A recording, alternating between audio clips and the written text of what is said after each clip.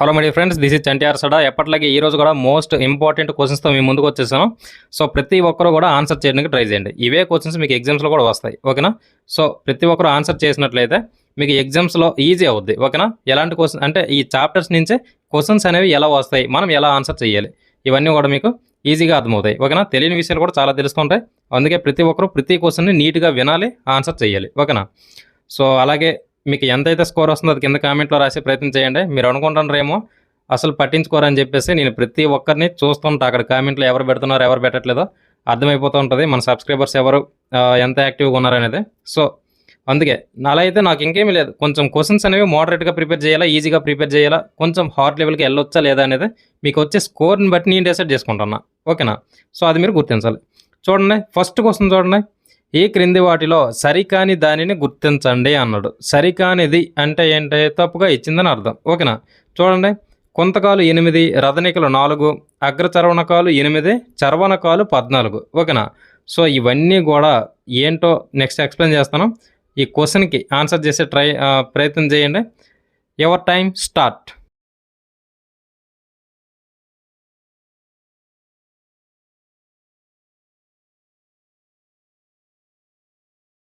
Tick చేసుకున్నారా? So correct answer ఏంటంటే option 4, చర్వణకాలు, ఓకేనా? సో ఆప్షన్ 4 అనేది రైట్ ఆన్సర్. 14 ఇచ్చారు అక్కడ, చూడండి. యాక్చువల్గా అక్కడ 12 రావాలి, ఓకేనా? చర్వణకాలు అనే దంతాలు 12 ఉంటాయి, ఓకేనా? సో ఇప్పుడు కొత్తగా ఎవరైతే వింటున్నారో, ఈ చాప్టర్ అసలు తెలియదో వాళ్ళకి కొంచెం ఎక్స్ప్లెయిన్ చేద్దాం. కుంతకాలు, రథనికలు, ఈ అగ్ర చర్వణకాలు, చర్వణకాలు అనేవి మన నోట్లో ఉండే దంతాలు, ఓకేనా? సో ఈ కుంతకాలు 8 ఉన్నాయి చూడండి, వాటిని కొరుకు పళ్ళు అంటాం. తర్వాత రథనికలు, ఈ రథనికల్ని కోర పళ్ళు లేదంటే చీల్చు పళ్ళు అంటాం. తర్వాత అగ్ర చర్వణకాలు ఉన్నాయి చూడండి 8, వాటిని నమ్ములు దంతాలు అంటాం, ఓకేనా? తర్వాత చర్వణకాలు ఆప్షన్ 4, వీటిని విసురు దంతాలు అంటారు, ఓకేనా? సో ఇలా మన నోట్లో 32 దంతాలు అనేవి ఉంటాయి, వాటికే రకరకాల పేర్లు అనేవి ఉంటాయి, ఓకేనా? సో ఇక్కడ చర్వణకాలు అనేది 14 ఇచ్చారు, యాక్చువల్గా అవి 12 ఉంటాయి, ఓకేనా? సో ఇక్కడ ఇవన్నీ మనం కలిపేస్తే 32 వచ్చింది అనుకోండి, కరెక్టే, ఓకేనా? లేదంటే తప్పిపోయినట్టే. సో అలా కూడా మనం కొంచెం గుర్తుపెట్టుకోవచ్చు, ఓకేనా? సో ఇవన్నీ కూడా మనం గుర్తుపెట్టుకోవాలి. ఒక్కోసారి సింగిల్గా అడిగేస్తూ ఉంటాడు, అగ్ర చర్వణకాలు ఎన్ని ఉంటాయి, రథనికలు ఎన్ని ఉంటాయి, ఇలా కూడా అడుగుతుంటాడు, ఓకేనా? సో అలా మనం గుర్తుపెట్టుకోవాలి. నెక్స్ట్ కోసం చూద్దాం. రెండవ ప్రశ్న, క్రింది వాటిలో సిరలకు సంబంధం లేనిది. సిరలు, దమనలు రెండూ ఉంటాయి, ఓకేనా? సిరలకు సంబంధం లేనిది అని చెప్పేసి అంటుండో చూద్దాం. అతిపెద్ద సిర మహాసిర. సిరలు ముదురు ఎరుపు రంగులో ఉంటాయి. రక్త ప్రవాహం అలల మాదిరిగా ఉండును. అంటే సిరల్లో రక్త ప్రవాహం అంట అలల మాదిరిగా ఉంటుందంట. తర్వాత శరీర భాగాల నుండి గుండెకి చెడు రక్తాన్ని సరఫరా చేస్తుంది. ఇందులో ఏది సంబంధం లేనిదో సిరలకి చెప్పమంటున్నారు. So your time start.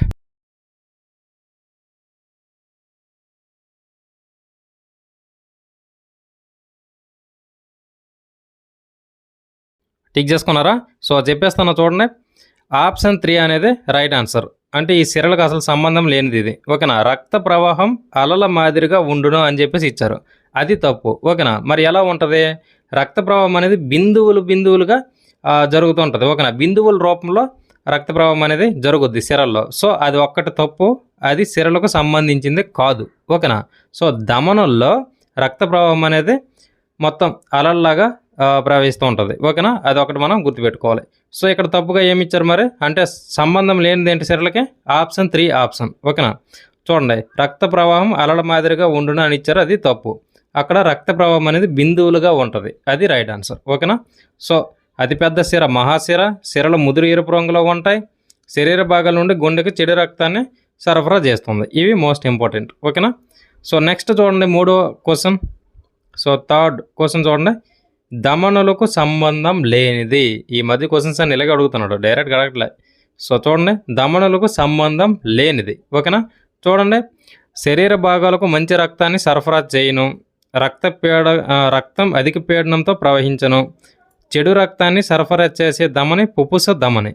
పొడవైన ధమని సాఫినస్, ఓకేనా? సో ఇలా ఇచ్చారు. ఇందులో ఏది దమనులకు సంబంధం లేదో మీరే టిక్ చేసుకోవాలి, ఓకేనా?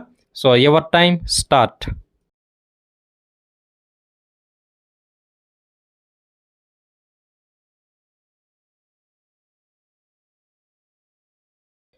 టిక్ చేసుకున్నారా? సో చెప్పేస్తాను చూడండి. ఆప్షన్ 4 అనేది రైట్ ఆన్సర్. అది తప్పుగా ఇవ్వడం జరిగింది. ధమనులకు సంబంధం లేనిది. ఓకేనా? చూద్దాం చూడండి. పొడవైన ధమని సాఫినస్ అని ఇచ్చారు. యాక్చువల్‌గా సాఫినస్ కాదు. ఓకేనా? అదేంటంటే పొడవైన సిర. అర్థమవుతుందా? పొడవైన సిర అనేది సాఫినస్ సిర. ఓకేనా? సో మరి పొడవైన ధమని అంటే ఏంటి? ఇది ఫీసియల్ ధమని అనేది పొడవైన ధమని. దీనికి ఇంకో పేరు ఉంటది. అది ఫిమోరల్ ధమని. ఓకేనా? ఫిమోరల్ ధమని తొడ దగ్గర ఉంటది. ఓకేనా?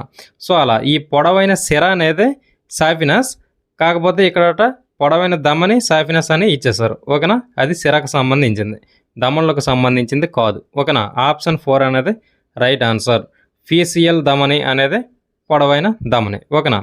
సో నెక్స్ట్ క్వశ్చన్ చూడండి. 4వ ప్రశ్న. చిన్న ప్రేగును ప్రభావితం చేసే వ్యాధి ఏది?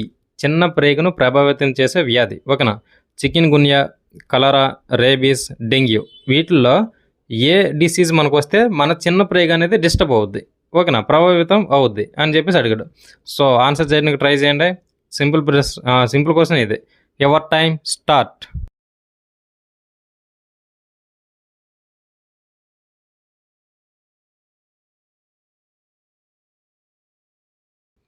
టిక్ చేసుకున్నారా?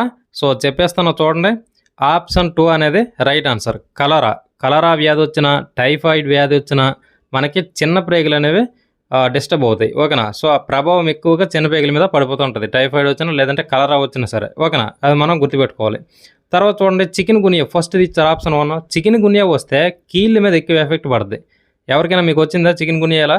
సో జాయింట్స్ అనేవి చాలా పెయిన్ వస్తాయి. సో చికెన్ గున్యా ఎప్పుడైనా వస్తే కీళ్ళలో ఎక్కువగా ప్రభావితం పడుతుంది. నెక్స్ట్ ఆప్షన్ 3 చూడండి, రేబిస్ అనేది కుక్క కరవడం వల్ల వస్తుంది. కుక్క నోట్లో ఈ రేబిస్కి సంబంధించిన వైరస్ ఉండడం వల్ల అది మనకి ఎప్పుడైనా కరిస్తే అది వస్తుంది. ఓకేనా? దీనికి సంబంధించిందే హైడ్రోఫోబియా అంటే ఫోబియా అంటే భయం, హైడ్రో అంటే వాటర్, నీరుని చూస్తే భయం మొదలవుతూ ఉంటుంది. సో హైడ్రోఫోబియా అంటే ఏంటి? ఇప్పుడు నీటిని చూస్తే వచ్చే భయం. అది కూడా ఈ రేబిస్ వ్యాధి వల్ల వస్తుంటుంది. ఓకేనా? సో మీరు చెక్ చేసినట్లయితే మనం ఈ వ్యాధి మీద ఒక వీడియో కూడా చేసాం. ఎక్కువ వ్యూస్ రాలేదు. మంచి ఎడ్యుకేషన్ వీడియో అది. ఓకేనా? సో ఈ రేబిస్ వ్యాధి వల్ల ఏ ప్రాంతం ప్రభావితం అవుద్దంటే కేంద్ర నాడీ వ్యవస్థ. ఓకేనా? మనకి మొత్తం బ్రెయిన్ మీద ఎఫెక్ట్ పడిపోద్ది. సో కేంద్ర నాడీ వ్యవస్థ మీద ఈ రేబిస్ వ్యాధి ఎక్కువ ప్రభావితం చూపిస్తుంది. నెక్స్ట్ చూడండి, డెంగ్యూ ఆప్షన్ 4. సో డెంగ్యూ అనేది రక్త ఫలికలు, మనకి ప్లేట్లెట్స్ పడిపోయి అని చెప్పి అంటారు కదా. సో అది డెంగ్యూ. ఓకేనా? సో రక్త ఫలికలు అనేది ఈ డెంగ్యూ వల్ల ప్రభావితం అవుతాయి. ఓకేనా? సో ఇది ప్రతిదీ కూడా గుర్తుపెట్టుకోవాలి, చాలా ఇంపార్టెంట్. ఒక్కోసారి ఒక్కొక్కలాగా అడుగుతుంటాడు. ఓకేనా? సో నెక్స్ట్ క్వశ్చన్ చూద్దాం. 5th question. 5వ ప్రశ్న. భారత అణుశాస్త్ర పితామహుడు ఎవరు? అణుశాస్త్ర పితామహుడు. క్వశ్చన్ జాగ్రత్తగా వినాలి. ఓకే? అణుశాస్త్రం యొక్క పితామహుడు. Fermi, Rutherford, Vikram Sarabhai, HJ Bhabha. ఓకేనా? సో వీళ్ళలో ఎవరు? Your time start. Right answer అయితే చూస్ చేసుకోండి.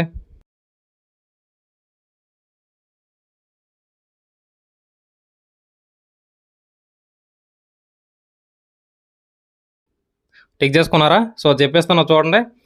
ఆప్షన్ 4 అనేది రైట్ ఆన్సర్. హెచ్జే బాబా. ఓకేనా? హెచ్జే బాబాని మనం భారత అణుశాస్త్రం యొక్క పితామహుడిగా చెప్పుకుంటాం. ఓకేనా? ఈ ఫస్ట్ ఆప్షన్ చూడండి, ఫెర్మిని మనం అణు రియాక్టర్స్కి సంబంధించి పితామహుడిగా చెప్పుకుంటాం. తర్వాత రూదర్ఫర్డ్, ఈయన కేంద్ర భౌతిక శాస్త్రం గురించి. తర్వాత విక్రమ్ సారాభాయ్, అంతరిక్షం, భారత అంతరిక్షంకి సంబంధించింది. ఓకేనా? ఇవన్నీ ఇలా మనం గుర్తుపెట్టుకోవాలి. నెక్స్ట్ 6th క్వశ్చన్ చూడండి. సముద్రం లోతును కొలవడానికి ఈ పరికరాన్ని ఉపయోగిస్తారు. సముద్రం లోతునంట కొలవడానికి ఏ పరికరాన్ని ఉపయోగిస్తారో అడుగుతున్నారు. Altimeter, fathometer, hydrometer, manometer. ఓకేనా? వీటిలో ఏది రైట్ ఆన్సరో టిక్ చేసుకోండి. Your time start.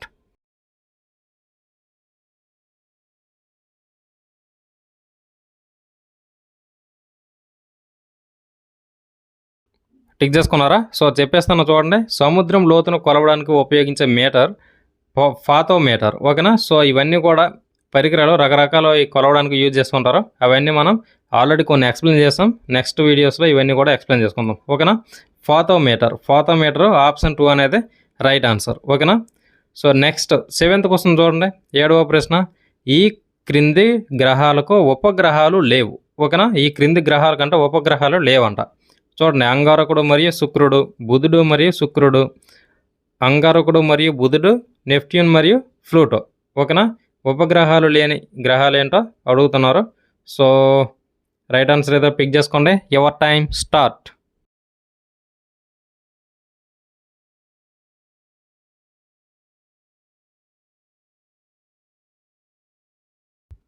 టిక్ చేసుకున్నారా? సో చెప్పేస్తాను చూడండి. ఆప్షన్ 2 అనేది రైట్ ఆన్సర్. బుధుడు మరియు శుక్రుడు. ఓకేనా, వీటికి ఉపగ్రహాలు అనేవి ఉండవు. ఓకేనా, సో అది మనం గుర్తుపెట్టుకోవాలి. నెక్స్ట్ 8వ క్వశ్చన్ చూడండి. 8th క్వశ్చన్, పొగ మంచును దేనికి ఉదాహరణంగా చెప్పవచ్చు? పొగ మంచు ఉంటుంది కదా, పొగ మంచు మొత్తం వైట్గా రోడ్లు కూడా కనిపించకుండా ఉంటుంది పొగ మంచు. సో అది దేనికి ఉదాహరణగా చెప్పవచ్చు అని చెప్పేసి అడుగుతున్నాడు. వాయువులోని వాయువులోని ద్రవం, ద్రవ రూపంలో వాయువు, వాయువులో ఘనపదార్థం, ద్రవ రూపంలో ఘనపదార్థం. ఓకేనా, సో మీ బ్రెయిన్కి పని పెట్టే క్వశ్చన్ ఇదే. So your time start.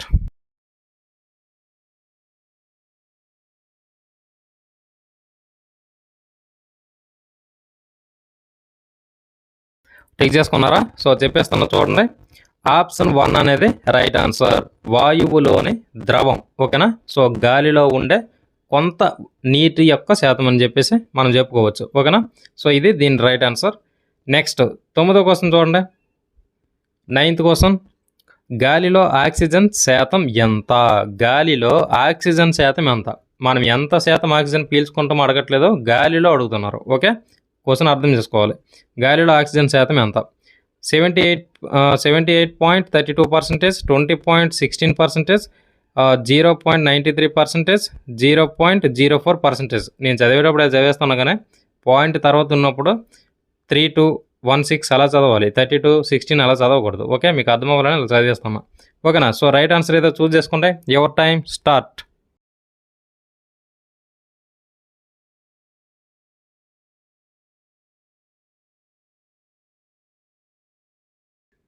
Tick చేసుకున్నారా? సో చెప్పేస్తున్నా చూడండి. ఆప్షన్ 2 అనేది రైట్ ఆన్సర్. 20.16% అనేది ఆక్సిజన్ ఉంటుంది గాలిలో. ఓకేనా, సో మరి ఫస్ట్ ఆప్షన్ చూడండి. 78.32, గాలిలో ఎక్కువగా ఏముంటుంది? నైట్రోజన్. ఓకేనా, సో 78.32% అనేది నైట్రోజన్ ఉంటుంది. తర్వాత ఆప్షన్ 3 చూసుకున్నట్లయితే 0.93%, ఇది ఆర్గాన్. ఓకే, తర్వాత 0.04% అనేది నీటి ఆవిరి. ఓకే, నీటి ఆవిరి మనం పీల్చేవి కాదు, గాలిలో ఉండేవి అడుగుతున్నారు, అది మనం గుర్తుపెట్టుకోవాలి. నెక్స్ట్ చూడండి 10th క్వశ్చన్, 10వ ప్రశ్న, మోస్ట్ ఇంపార్టెంట్ క్వశ్చన్, అలాగే ఈ వీడియోలో చివరి క్వశ్చన్. ఓకే, ప్రశ్న. సో చూడండి, ఓజోన్కు సంబంధించి సరికానిది. సబ్జెక్ట్ మీద ఎంతో నాలెడ్జ్ ఉంటే కానీ ఇలాంటి క్వశ్చన్స్కి ఆన్సర్ పెట్టలేం. ఓకే, అందుకే నీట్గా చదువుకోవాలి ప్రతిదీ. ఓజోన్కు సంబంధించి సరికానిది. ఓజోను రంగు లేత నీలం. Ozone day September 16. వాతావరణంలో 50 నుంచి 70 కిలోమీటర్ల మధ్యలో ఉంటుంది. అంటే పైన వాతావరణంలో 50 నుంచి 70 కిలోమీటర్ల మధ్యలో ఉంటుందంట ఓజోన్. స్ట్రాటోస్ఫియర్లో ఉంటుంది ఈ లేయర్ ఇది. ఓకేనా, స్ట్రాటోస్ఫియర్ అనేది ఒక లేయర్, సో అందులో ఉంటుందని చెప్పేసి ఇచ్చారు. ఇందులో రైట్ ఆన్సర్ అంటే ఏది సంబంధం కానిది ఉందో మీరు టిక్ చేసుకోవాలి. Your time start.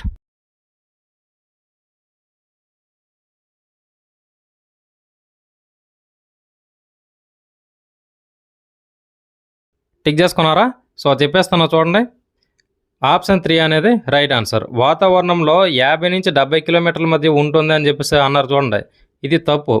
15 నుంచి 20. ఓకేనా, 15 నుంచి 20 కిలోమీటర్ల మధ్యలో ఉంటుంది. ఓకేనా, ఇదేంటంటే కొన్ని టెక్స్ట్ బుక్లో ఏంటి 15 నుంచి 20 కిలోమీటర్లనే ఇచ్చారు, కొన్ని టెక్స్ట్ బుక్లో 15 నుంచి 30 అని ఇచ్చారు. ఓకేనా, ఒక 10 కిలోమీటర్లు కొంచెం పెంచడం తగ్గడం ఇలా జరిగింది.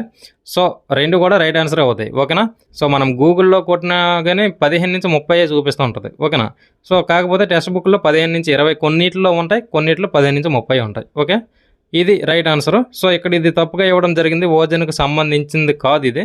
సో అందుకే ఇదే రైట్ ఆన్సర్ అవుద్ది. ఓకేనా, ఆప్షన్ 3 అనేది రైట్ ఆన్సర్. సో ఇది ఫ్రెండ్స్ ఈరోజు మొత్తం వీడియో. ప్రతి ఒక్కరూ మంచిగా క్వశ్చన్స్కి ఆన్సర్ చేస్తారని అనుకుంటున్నా. సో ఒక వీడియోకి ఖచ్చితంగా లైక్ కొట్టి మన ఛానల్ సబ్స్క్రైబ్ చేసుకుని డైలీ ఫాలో అవ్వండి. ఓకేనా, సో డైలీ ఫాలో అవ్వండి. అలా అయితే మీకు ఈ general science, physics, chemistry, biology వీటి మీద, సైన్స్ అండ్ టెక్నాలజీ వీటి మీద మంచి అవగాహన వస్తుంది. ఓకేనా, ఈ క్వశ్చన్స్ అన్ని మీరు ఇలా చూసేటప్పుడు మీరు ఆ చాప్టర్ చదవకపోయినా నెక్స్ట్ మీరు చాప్టర్ చదవడానికి తీసినప్పుడు అరే ఈ క్వశ్చన్ ఇలా అడుగుతారు, మనం ఇలా చదవచ్చు అని చెప్పేసి మీకు నీట్గా అర్థమవుద్ది. ఓకేనా? సో అది నెక్స్ట్ మనం పాలిటీ, హిస్టరీ, అలాగే ఏపీ హిస్టరీ, తెలంగాణకు సంబంధించి కొంత హిస్టరీ, తర్వాత ఇంకా క్వశ్చన్స్ అన్నీ క్రియేట్ చేద్దాం. పాలిటీలో, జాగ్రఫీలో ప్రతి ఏరియా నుంచి క్వశ్చన్స్ క్రియేట్ చేద్దాం.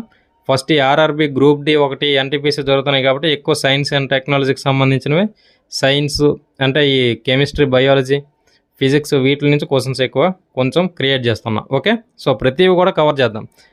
ఓకేనా? Thank you for watching. అందరికీ కూడా all the best friends. Thank you very much.